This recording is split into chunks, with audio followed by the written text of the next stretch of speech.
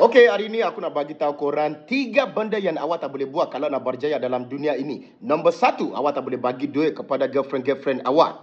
Awak tak boleh bagi duit kepada bini awak.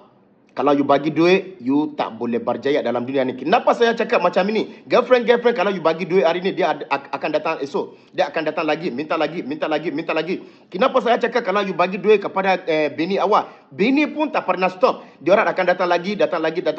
Apa yang awak boleh buat kalau nak berjaya dalam dunia ini? Bukan meniaga untuk bini awak. Macam tu, dia boleh jaga anak-anak, dia boleh jaga bil, awak boleh jaga meniaga awak juga. Macam tu sudah okey. Tapi topik ini saya tahu ada benda yang kita panggil nafkah. Yes, saya faham ada nafkah. Tapi di negara saya, berapa perempuan kerja, berapa laki yang kerja. Kalau awak bukan meniaga yang betul-betul untuk bini awak, dia tak pernah kacau awak. Kalau ada, syukur alhamdulillah. Kalau tak ada, dia akan support awak. Tapi kalau you tak bagi dia kerja, dia akan minta lagi. Dia tak nak kerja. Tapi saya tahu topik ini bukan topik yang aku boleh cakap pasal 1 minit atau 2 minit. InsyaAllah saya akan skip yang ni sekarang. Nombor 2, kalau awak nak berjaya dalam dunia ini 3 benda yang awak tak boleh buat. Aku sudah cakap pasal nombor 1. Nombor 2 sekarang, tapi sebelum saya proceed, jom kita minum dulu. Okey, nombor 2. Awak tak boleh beli cinta dengan duit awak.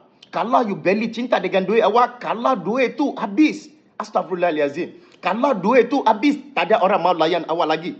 Contohnya, kalau awak yang orang kaya yang selalu belanja kawan-kawan awak, you pergi restoran ke, awak yang bayar. You pergi minum ke, awak yang bayar. You pergi sini sana, awak yang bayar semua. Kalau duit tu habis, semua akan hilang. Trust me. Contohnya, aku ni bila ada rezeki, I selalu belajar semua kawan-kawan saya. Tapi bila masa yang tak ada, macam tak okey lagi, you panggil aku pun, dia orang tak nak jawab kau awak lagi.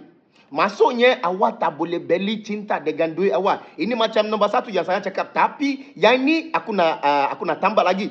Yang ni, cinta yang you boleh beli, itu kalau awak ada anak perempuan. Kalau awak ada anak perempuan, awak boleh beli cinta anak perempuan awak. Sebab anak awak itu anak awak. Jangan lupa, saya cakap, you tak boleh bagi duit kepada bini awak. You tak boleh bagi duit kepada girlfriend awak. Tapi anak perempuan awak boleh bagi. Dia minta kereta ke, dia minta rumah ke, dia minta apa-apa. Kalau ada, awak boleh bagi dia sebab ini anak awak. Contohnya, orang yang paling famous dengan orang yang paling kaya. Kalau orang yang paling famous, orang yang tak famous selalu jemput diorang. Kenapa? Sebab ada value. Nombor 3. Aku nak cakap nombor 3 ini, tapi hari ini aku rasa macam video ini sudah panjang. Dan saya tak nak bore you guys sekarang.